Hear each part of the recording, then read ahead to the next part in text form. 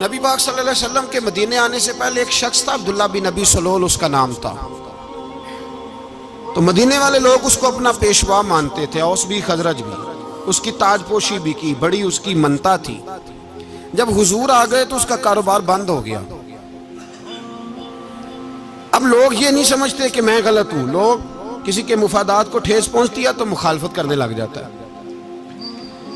اب اس کے حالات جب خراب ہوئے تو اس نے پتہ کیا کیا، جھوٹ موٹ کا کلمہ پڑھ لیا۔ سمجھ آ رہی ہے باتوں؟ جھوٹ موٹ کا، اور منافقوں کا ایک ٹولہ اس نے تیار کر لیا جس کا قرآن مجید نے سورہ منافقون میں ذکر کیا۔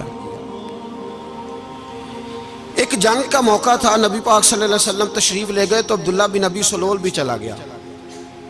حضرت عمر فاروق رضی اللہ تعالیٰ عنہ کے ایک غلام تھے، وہ پانی لینے کنویں پہ گئے۔ ادھر سے انصار میں سے، چونکہ حضرت عمر کے غلام مہاجر تھے، انصار میں سے ایک شخص پانی لینے پہلے سے آیا ہوا تھا۔ پانی بھرنے میں کوئی اختلاف ہو گیا، جھگڑا ہو گیا، مار کٹائی تک نوبت آ گئی۔ حضرت عمر کے غلام نے کچھ چیز مار دی، اس شخص کو زخمی ہو گیا۔ اس نے پکارا، عبداللہ بن ابی سلول نے سمجھا کہ موقع اچھا ہے، دوڑا ہوا آیا اور آ کر اس نے کہا، انصار مدینہ بھاگ کے آؤ، جلدی آؤ، اور بڑے غلط جملے استعمال کیے۔ کہنے لگا اگر ان لوگوں کو تم اپنا بچا کچا کھانے کو نہ دیتے مہاجروں کو تو آج یہ تمہارے سر پہ نہ بیٹھتے۔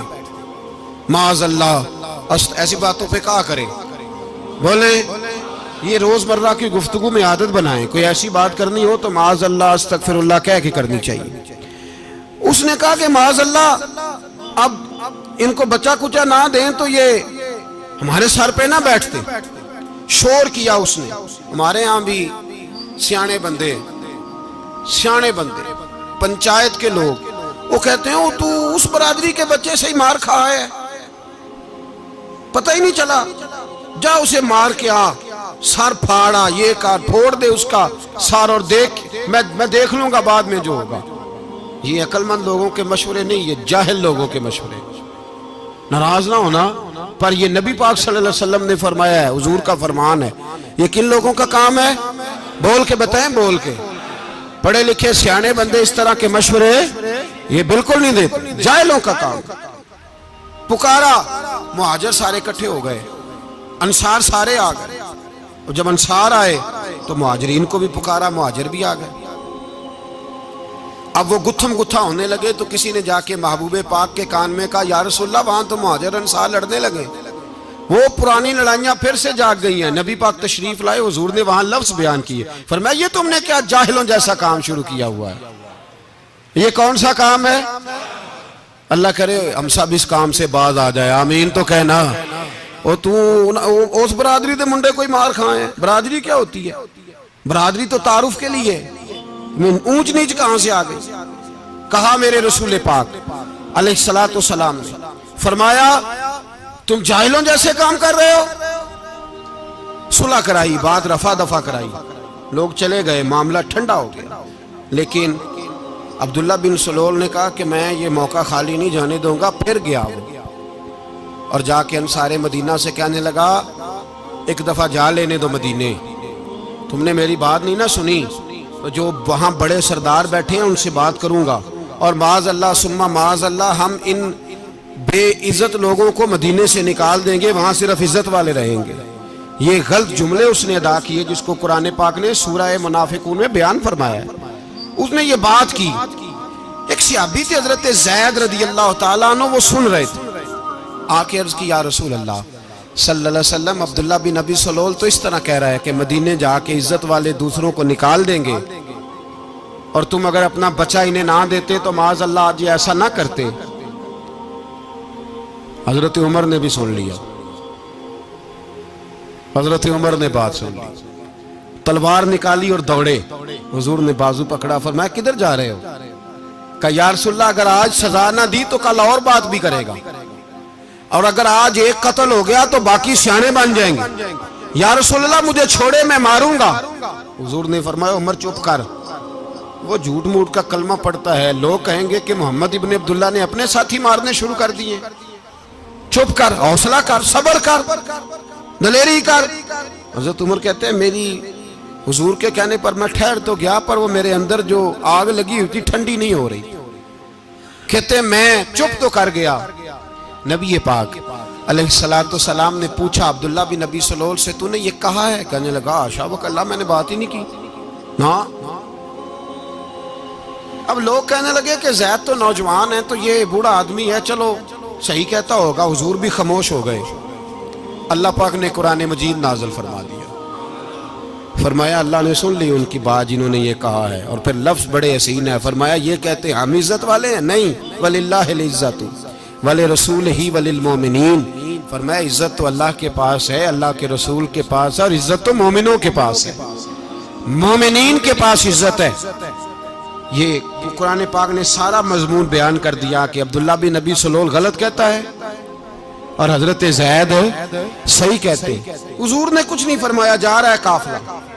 جب مدینے کی سرحد آ گئی نا، حدود مدینہ منورہ کی شروع ہوئی، تو عبداللہ کا اپنا بیٹا، اس کا نام بھی عبداللہ بن عبداللہ تھا، اپنا بیٹا اس کا بڑا مخلص جانثار غلام تھا میرے رسول پاک صلی اللہ علیہ وسلم کا۔ وہ تلوار لے کے مدینے کی حد پہ کھڑا ہو گیا اور کہنے لگا میرے باپ، تو نے اتنی بے ایمانی کے لفظ کہے کہ میں ان کو نکال دوں گا؟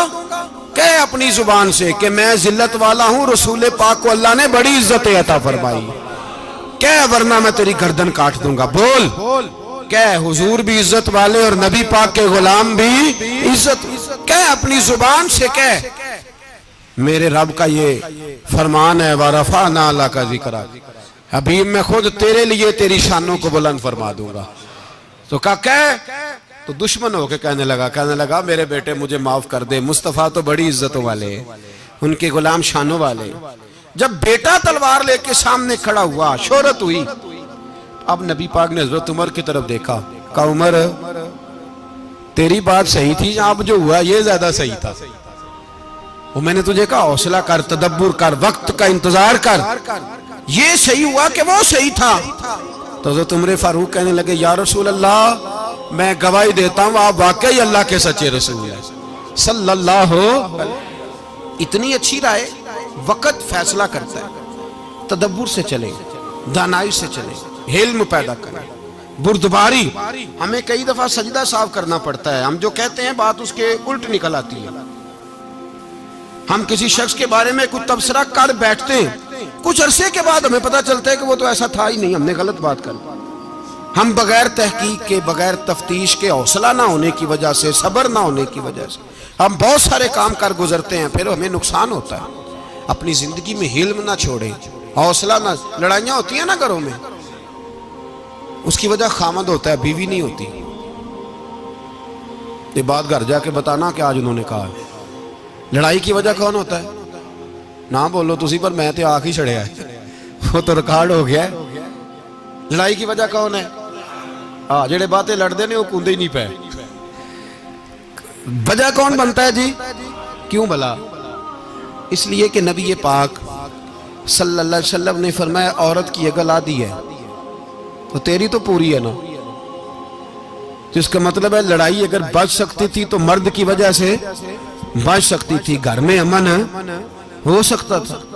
کہتے ہیں جی یہ بڑی بیوقوف ہے، میری سنتی نہیں۔ تو میں نے کہا جو اس سے بحث کر رہا ہے وہ سیانا ہے؟ بولیں، جو بحث کر رہا ہے وہ عقل مند ہے؟ بندہ تو چلو تھا وہ دانشور، شیکسپیئر، باتیں بعض اوقات اس کی کچھ ایسی ہیں۔ اس سے کسی نے پوچھا تھا عورتوں سے کون جیت سکتا ہے بحث میں، تو اس نے کہا تھا وہ جو ان سے بحث نہ کرے، جو ان سے بحث۔ تو بھائی تو وجہ اس لیے کہ حوصلہ تو نہیں کرنا تھا۔ نبی پاک علیہ السلام نے فرمایا بی بی ٹیڑھی لکڑی ہے، سیدھی کرنے کی کوشش کرو گے تو ٹوٹ جائے گی، سیدھی۔ تو پھر کتنا بیوقوف ہے جو پتھر سے سر رگڑ رہا ہے، کتنا نادان ہے جو یہ حرکت کر رہا ہے، دریا میں چھلانگ لگا کے کہتا ہے ڈوبوں گا نہیں۔ تو بھائی حوصلہ پیدا کرے، علم پیدا کرے۔ بہت ساری ایسی باتیں کرے کہ جس میں اشتعال آئے گا، فٹافٹ 3 لفظ طلاق کے دے دیے، اب بھاگا گیا مفتی صاحب کے پاس، اوہو 4 بچوں کا کیا بنے گا؟ اور یہ بات پکی ہے کہ بچوں کو صرف ان کی ماں ہی پال سکتی ہے، ان کی ماں۔ اور بات مجھے نہیں بھولتی